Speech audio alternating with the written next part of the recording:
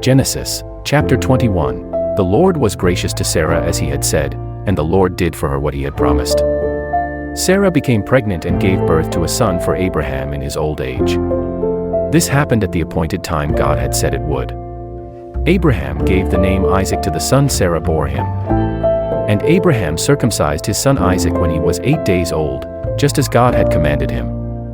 Abraham was 100 years old when Isaac was born. And Sarah said, God has brought me laughter, and everyone who hears about this will laugh with me. And she said, who would have said to Abraham that Sarah would nurse children? Yet I have borne him a son in his old age. The child Isaac grew, and became old enough to begin eating solid food. On the day of his weaning, Abraham gave a great feast to celebrate the occasion. But Sarah saw Ishmael the son of Abraham and her Egyptian servant Hagar making fun of her son, Isaac. So Sarah said to Abraham, send this servant and her son away. The son of this servant shall not be an heir with my son Isaac. This distressed Abraham greatly because Ishmael was also his son.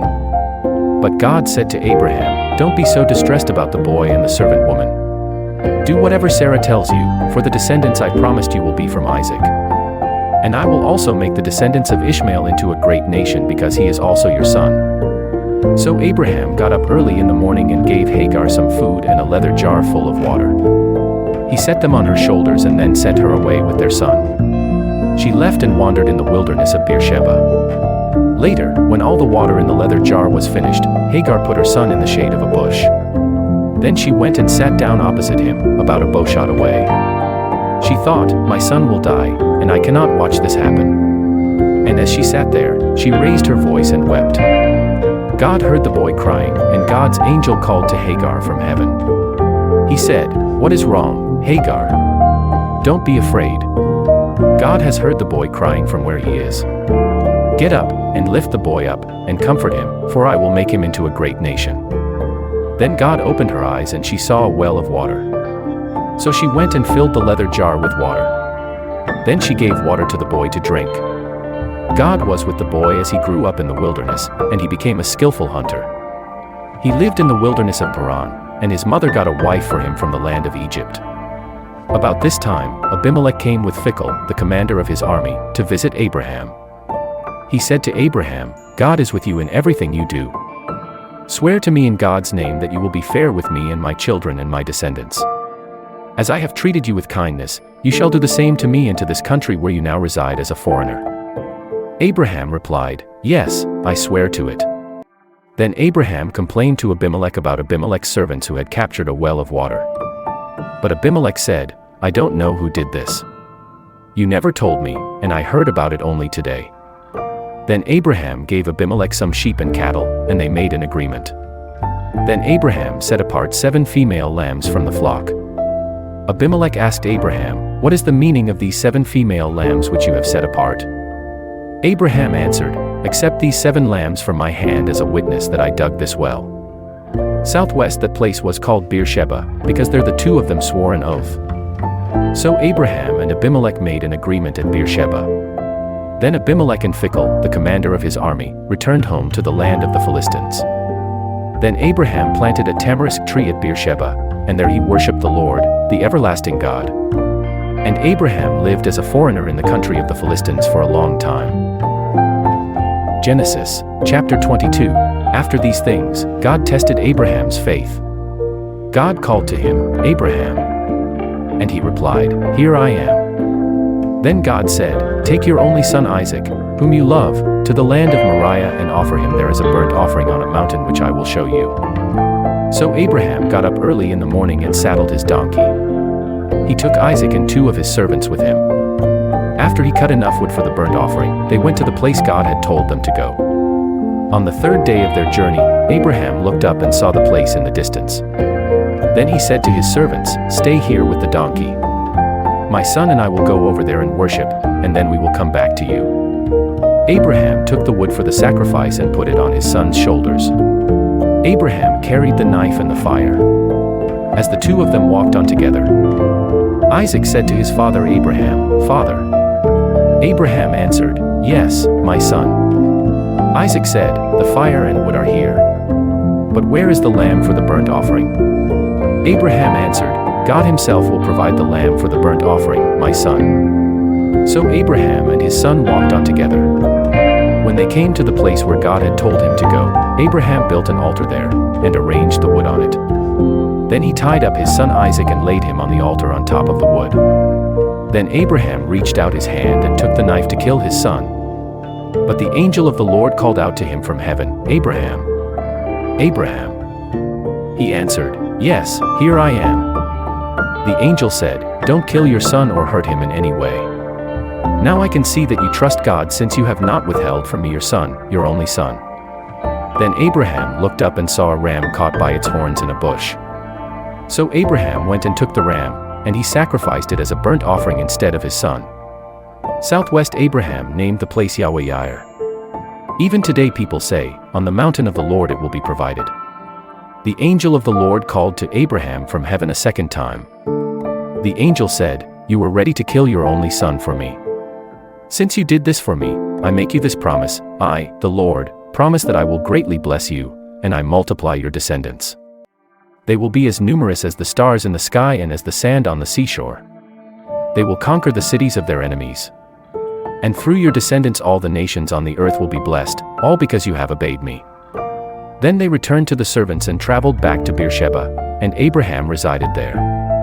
After all these things happened, Abraham learned that Milcah had borne sons to his brother Nahor. The first son was Uzi. The second son was Buz. The third son was Kemuel, the father of Aram.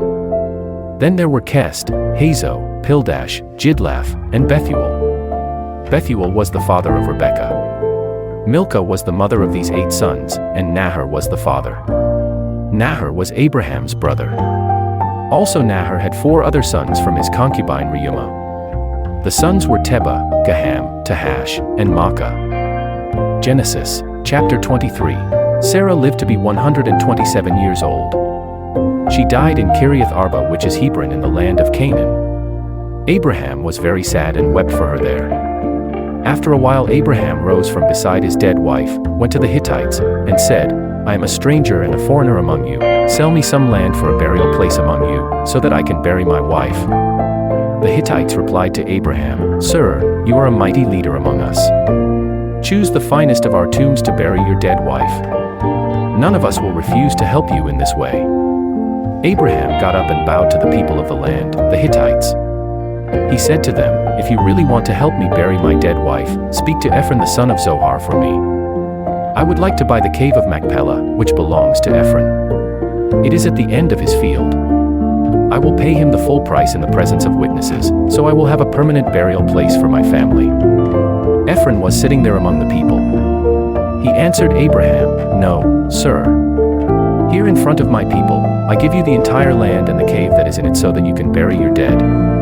Abraham bowed down before the Hittites. He said to Ephron before all the people, "But I want to give you the full price for the field, accept it from me, and I will bury my dead there." Ephron answered Abraham, "Sir, the land is worth 400 shekels of silver, but I won't argue with you over the price.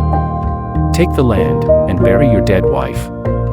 Abraham agreed and paid Ephron in front of the Hittite witnesses. He weighed out the full price, 400 shekels of silver, according to the weight current among the merchants. So Ephron's field in Machpelah, east of Mamre, was sold. Abraham became the owner of the field, the cave in it, and all the trees that were in the field. The sale was made at the city gate, with the Hittites as witnesses. After this, Abraham buried his wife Sarah in the cave of that field near Mamre in the land of Canaan. So Abraham bought the field and the cave in it from the Hittites to use it as a burial place. Genesis, chapter 24. Now Abraham was very old, and the Lord had blessed Abraham in all things. Abraham's oldest servant was in charge of everything he owned. Abraham called that servant to him and said, "Put your hand under my leg. Now I want you to swear by the Lord, the God of heaven and earth, that you will not get a wife for my son from the daughters of the Canaanites, who live around here, but you will go to my country and my own relatives, and find a wife there for my son Isaac." The servant said to him, "What if the young woman does not want to return with me to this land? Then, should I take your son with me back to your homeland?" Abraham said to him, "No, make sure that you don't send my son to that place. For the Lord, the God of heaven, who brought me out of my father's household and my native land, solemnly promised me that he would give this land to my descendants. The Lord will send his angel before you to help you get a wife for my son there. If the girl refuses to come with you, you will be free from this oath of mine. But you must not take my son back to that place." So the servant put his hand under his master's leg and made the promise. The servant took 10 of his master's camels and left, carrying with him many different kinds of beautiful gifts. He went to Mesopotamia between the Hiddekel and the Euphrates rivers, to Nahar's city.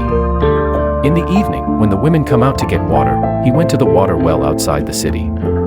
He made the camels kneel down at the well. The servant said, "O Lord, God of my master Abraham, please grant me success today, and show loving kindness to my master Abraham. Here I am, standing beside this well of water, and the daughters from the city are coming out to get water. I will say to one of them, 'Please put your jar down so that I can drink.' Then let her say, 'Drink, and I will also give water to your camels.' If that happens, I will know that she is the one whom you have selected as a wife for your servant Isaac, and that you have shown loving kindness to my master." Before the servant had finished praying, a young woman named Rebekah came to the well, with her water jar on her shoulder. She was the daughter of Bethuel, who was the son of Abraham's brother Nahor and his wife, Milcah. She was a very beautiful young woman, and she was unmarried and was still a virgin. She went down to the well, filled her jar, and came up again. Then the servant ran to her and said, "Please give me a little water to drink from your jar." She said, "Drink, sir," and she quickly lowered her jar from her shoulder and gave him a drink. After he finished drinking, Rebekah said, "I will also draw water for your camels until they have finished drinking." So Rebekah quickly poured all the water from her jar into the drinking trough for the camels. Then she kept running to the well until she had given all the camels enough to drink. The servant quietly watched her. He wanted to be sure that the Lord had given him an answer and had made his trip successful. After the camels finished drinking, he gave Rebekah a gold ring that weighed a half shekel and 2 gold arm bracelets weighing 10 shekels each. The servant asked, "Who is your father? And is there a place in your father's house for me and my men to spend the night?" Rebekah answered, "My father is Bethuel, the son of Milcah and Nahor." Then she said, "Yes, we have plenty of straw and other food for your camels and a place for you to spend the night." The servant bowed his head and worshipped the Lord. He said, "Praise be to the Lord, the God of my master Abraham. The Lord has shown his loving kindness and faithfulness to my master. As for me, the Lord has led me straight to my master's relatives." Then Rebekah ran and told her mother's family about all these things. Rebekah had a brother named Laban, and he ran out to Abraham's servant, who was still at the well. Laban had heard what Rebekah had said and had seen the ring and the bracelets on his sister's arms. So he rushed out to the well and found him standing by the camels near the well. Laban said, "Sir, you are welcome to come in. You don't have to stand outside here. I have prepared a room for you and a place for your camels." So Abraham's servant went into the house, and Laban unloaded his camels and gave them straw and other food. And he gave water to Abraham's servant so that he and his men could wash their feet. Then food was set before him, but the servant refused to eat. He said, "I will not eat until I have told you why I came." So Laban said, "Then tell us." The servant said, "I am Abraham's servant. The Lord has greatly blessed my master in everything.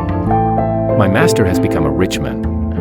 The Lord has given him many flocks of sheep, herds of cattle, silver and gold, male and female servants, camels, and donkeys. Sarah my master's wife has borne him a son in her old age, and my master has given everything he owns to that son. And my master made me swear an oath to him. He said to me, 'You must not get a wife for my son from the daughters of the Canaanites, in whose land I live, but you must go to my father's house and to my relatives, and find a wife there for my son.' I said to my master, 'What if the young woman does not want to return with me to this land?' But my master said to me, 'The Lord, before whom I have walked faithfully, will send his angel with you to make your journey successful. You will get a wife for my son from my relatives and from my father's family. But if you go to my relatives, and they refuse to let her go with you, then you will be free from my oath.' So today when I came to this well, I prayed, 'Lord, God of my master Abraham, please make my trip successful. I will stand by this well and wait for a young woman to come to get water. Then I will say, "Please give me water from your jar to drink." The right woman will answer in a special way. She will say, "Drink this water, and I will also get water for your camels." That way I will know that she is the one the Lord has chosen for my master's son." Before I had finished my silent prayer, Rebekah came with a water jar on her shoulder and went down to the well to get water. I said to her, "Please give me water from your jar to drink." She quickly lowered the jar from her shoulder and said, "Drink, and I will also water your camels." So I drank, and she watered the camels also. Then I asked her, "Who is your father?" She answered, "My father is Bethuel the son of Milcah and Nahor." Then I gave her the ring and bracelets for her arms. I bowed my head and worshipped the Lord. I praised the Lord, the God of my master Abraham. I thanked him for leading me straight to the granddaughter of my master's brother. Now, tell me, will you be kind and loyal to my master and give him your daughter? Or will you refuse to give her to him? Tell me so that I will know what I should do." Then Laban and Bethuel answered, "This is clearly from the Lord, so there is nothing we can say to change it. Here is Rebekah. Take her and go, and let her be the wife of your master's son, as the Lord has spoken." When Abraham's servant heard this, he bowed down to the ground and worshipped the Lord. Then the servant brought out jewelry of silver, jewelry of gold, and articles of clothing, and gave them to Rebekah. He also gave expensive gifts to her brother and mother. Then he and his men ate and drank and spent the night there. Early the next morning they got up and the servant said, "Now we must go back to my master." Rebekah's mother and her brother said, "Let Rebekah stay with us a few days, at least 10 days. After that she can go." But the servant said to them, "Don't make me wait. The Lord has made my trip successful. Now let me go back to my master." Rebekah's brother and mother said, "We will call Rebekah and ask her what she wants to do." They called her and asked her, "Do you want to go with this man now?" Rebekah said, "Yes, I will go." So they allowed Rebekah to go with Abraham's servant and his men. Her nurse also went with them. While Rebekah was leaving, they said to her, "Our sister, may you be the mother of millions of people, and may your descendants defeat their enemies and take their cities." Then Rebekah and her nurse mounted the camels and followed the servant and his men. So Abraham's servant took Rebekah and went on his way. Isaac had left Beer Lahai Roi and was now living in the Negev. One evening he went out to the field to meditate, and as he looked up, he saw camels approaching. Rebekah also looked up and saw Isaac. Then she dismounted from her camel. She said to the servant, "Who is that young man walking in the field to meet us?" The servant said, "That is my master's son." So Rebekah covered her face with her veil. Then the servant told Isaac everything that had happened. Then Isaac brought Rebekah into the tent of his mother Sarah, and he married Rebekah. So Rebekah became his wife that day. Isaac loved her very much, and he was comforted after his mother's death. Genesis, chapter 25. Abraham married again and his new wife was Keturah. She gave birth to Zimran, Jokshan, Medan, Midian, Ishbak, and Shua. Jokshan was the father of Sheba and Dedan. The people of Ashur, Luem, and Letish were descendants of Dedan. The sons of Midian were Ephah, Epher, Hanok, Abida, and Eldah. These were all descendants of Abraham through Keturah. Abraham left everything he owned to Isaac. But while he was still living, he gave gifts to the sons of his concubines Hagar and Keturah, and sent them away from his son Isaac to a land in the east. Abraham lived for 175 years. After living a long and satisfying life, Abraham breathed his last and died at a good old age, and joined his ancestors in death. His sons Isaac and Ishmael buried him in the cave of Machpelah. This cave is in the field of Ephron, the son of Zohar. It was east of Mamre. So Abraham was buried with his wife Sarah in the same field that he had bought from the Hittites. After Abraham's death, God blessed his son Isaac, who was living at Beer Lahai Roi. This is the list of Ishmael's family. Ishmael was Abraham and Hagar's son. Hagar was Sarah's Egyptian maid. These are the names of Ishmael's sons. The first son was Nebaioth, then Kedar was born, then Adbeel, Mibsam, Mishma, Dumah, Massa, Hadad, Tema, Jetur, Naphish, and Kedemah. These were the names of Ishmael's sons. Each son had his own camp that became a small town. The 12 sons were leaders over their own people. Ishmael lived for 137 years. Then he breathed his last and joined his ancestors in death. His descendants settled throughout the desert area from Havilah to Shur. This area begins near Egypt and goes toward Assyria. Ishmael's people lived in open hostility toward all their relatives. This is the story of Abraham's son Isaac. When Isaac was 40 years old, he married Rebekah. Rebekah was from Paddan Aram. She was Bethuel's daughter and the sister of Laban the Aramean. Isaac's wife could not have children. So Isaac prayed to the Lord for her. The Lord heard Isaac's prayer, and Rebekah became pregnant. While Rebekah was pregnant, the babies inside her struggled with one another. She prayed to the Lord and said, "What is happening to me?" The Lord said to her, "The leaders of two nations are in your womb. From the very beginning, the two nations will be rivals. One of them will be stronger, and the older will serve the younger." When the right time came for her to give birth, Rebekah gave birth to twins. The first baby was reddish, and his skin was like a hairy robe. So he was named Esau. When the second baby was born, his hand was holding onto Esau's heel. So that baby was named Jacob. Isaac was 60 years old when Rebekah gave birth to them. The boys grew up. Esau became a skilled hunter who loved to be out in the fields. But Jacob was a quiet man who stayed at home. Isaac loved Esau. He liked to eat the meat of the animals Esau hunted. But Rebekah loved Jacob. One day Esau came back from hunting. He was tired and weak from hunger.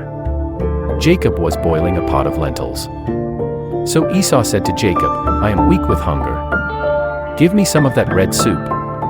This is how Esau got his other name, Edom, which means red. But Jacob said, "You must sell me your birthright." Esau said, "I am almost dead with hunger, so what good is this birthright to me now?" But Jacob said, "Swear to me first." So Esau swore an oath to him, and sold him his birthright. Then Jacob gave Esau bread and lentil soup. Esau ate the food, had something to drink, and then left. That was all Esau cared about his birthright as the firstborn son.